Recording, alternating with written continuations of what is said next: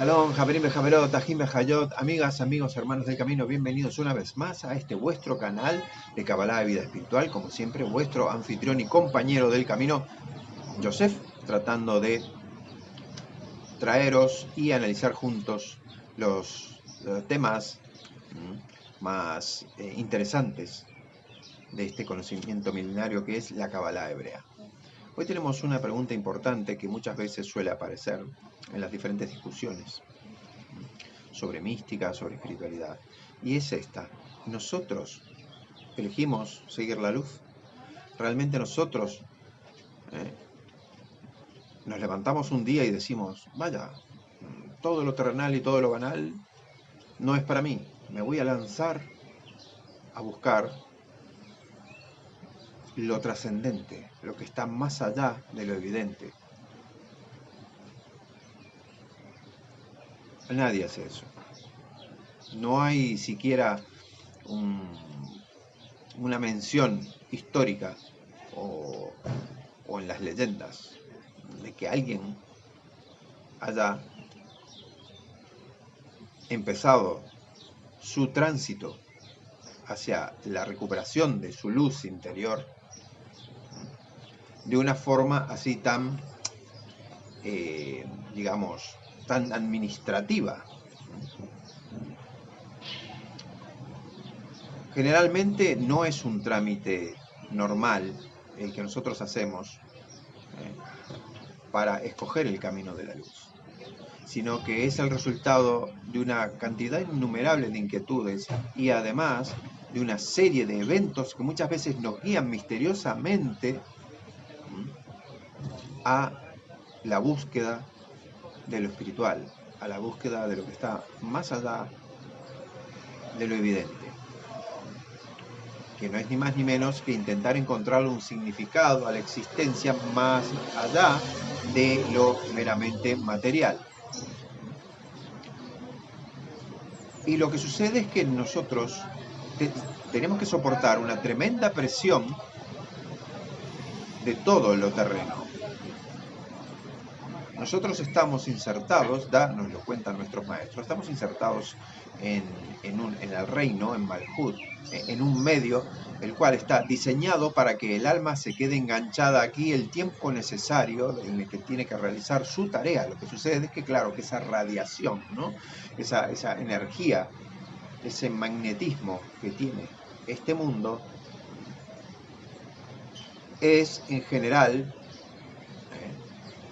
por norma, muy fuerte para la condición tan inmaterial, tan sutil del alma. Es decir, el ladrillo vence al aire. No es lo mismo una brisa soplando en nuestro rostro que un pedrusco arrojado hacia nosotros. Obviamente que vamos a obtener dos tipos de reacciones diferentes, dos tipos de efectos diferentes. Y eso se debe a que trabajamos en un medio donde la solidez gobierna. Ese es el reino. Nuestro reino en Malhut es un reino de las cosas sólidas. Es un reino de los hechos. Es un reino de las cosas que se manifiestan, que se solidifican. Es el proceso último de todos los caminos que traza la luz a lo largo de las dimensiones que nosotros, los místicos y cabalistas, llamamos árbol de la vida. A través de ese filtrado que se va realizando, lo que se va consiguiendo es tener una expresión sólida, lo más sólida posible, de la luz. El problema es que la expresión más sólida de la luz suele estar bastante alejada de su fuente, por norma, por lógica, ¿vale? Entonces nos cuesta encontrar la luz dentro de lo sólido porque justamente nosotros estamos demasiado alejados de la fuente de luz.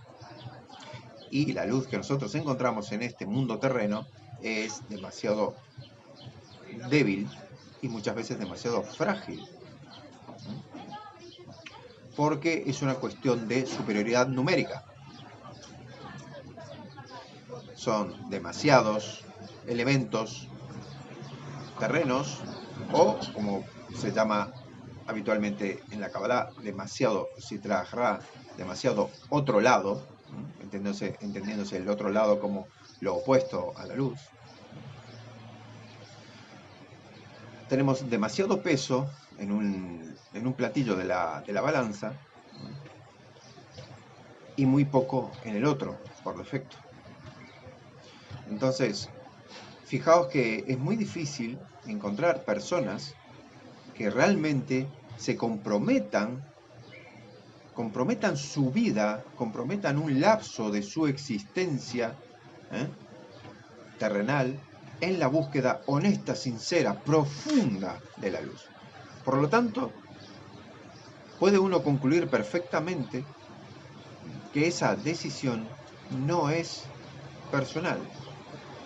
Somos generalmente arrastrados por la fuerza del alma, por las energías divinas, a hacer un camino determinado, o a por lo menos dejar que aflore una inquietud.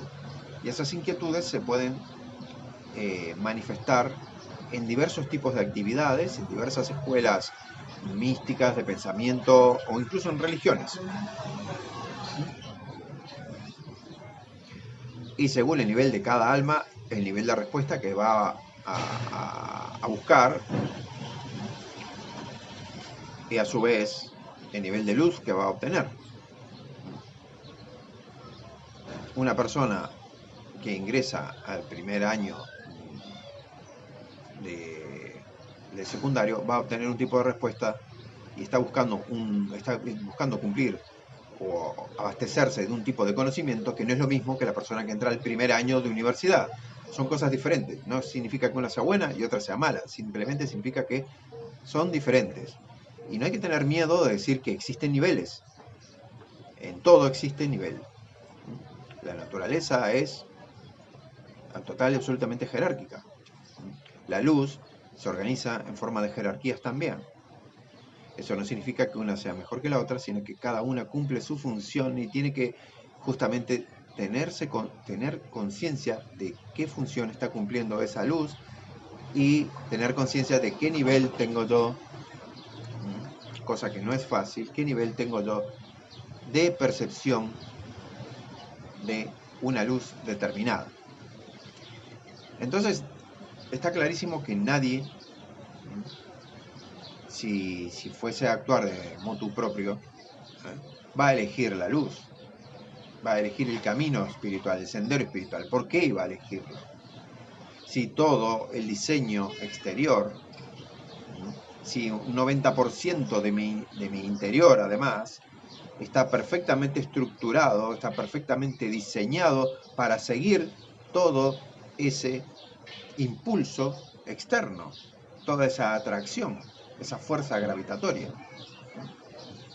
Por poner un ejemplo, ¿no? Imaginaos que nosotros pudiésemos tener la opción de volar, ¿no? De levitar. ¿Qué sería lo normal? Lo normal no sería levitar, lo normal sería estar pegado al suelo, ¿verdad? Como todos sabemos. Esto es algo similar. Entonces, el deseo de despegarse del suelo no es un deseo que provenga de la elección, ni del yo, ni mucho menos del ego, que son nuestras partes más, digamos, más terrenales. Del ego no puede venir porque el ego es la información primaria que nosotros obtenemos a lo largo de nuestros primeros años de vida y que desgraciadamente seguimos manteniendo esa información como cierta, ¿no? La información que recibimos de nuestros padres, de nuestros amigos, de la educación, etcétera, etcétera, ¿no? De lo externo, ¿no? Y después desarrollamos el yo, y el yo es una cáscara de aquello que tiene que trabajar, de nuestro espíritu, que tiene que trabajar para conectar con el alma y que el alma pueda hacer ese trabajo que vino a hacer, que además tendríamos que tratar de averiguar cuál es. Cosa que, según hemos visto y experimentado, solamente sucede cuando uno adquiere determinados méritos que provienen del compromiso con esa tarea, el compromiso con el camino espiritual. Entonces es importante, ¿por qué es importante saber que nosotros no, no elegimos este camino, sino que en realidad somos conducidos? Primero, para empezar a entender el difícil y peliagudo tema del libre albedrío. Nosotros tenemos un margen de libre albedrío muy, muy pequeño. La mayoría de las cosas que pensamos que hacemos por libre albedrío son una ilusión. Nuestro margen es muy pequeño, incluso los que nosotros hacemos en la vida diaria, que podemos decir que es como ciudadano, es el libre albedrío de un ciudadano tipo, de una ciudad X, es un libre albedrío muy pautado. ¿Por qué? Porque vivimos en sociedad y el precio por vivir en sociedad es reducir mis libertades para que todos podamos compartir una cantidad razonable de libertad, ¿verdad? Yo no puedo salir a la calle a cualquier hora a hacer ruido porque voy a molestar a mis vecinos. Sería un maleducado. Entonces mi libertad no puede avasallar el derecho de los demás. Por lo tanto, lo primero que nosotros aprendemos al saber, al comprender o al intuir, esto es algo también que podemos nosotros, en lo que podemos poner nuestro esfuerzo meditando, recordando cómo es que nosotros accedimos a este camino. Y entonces vamos a ver que hay, además de que tenemos un muy pequeño margen de libre albedrío, vamos a entender de alguna forma cómo misteriosamente hemos sido guiados por las circunstancias que nosotros no controlábamos,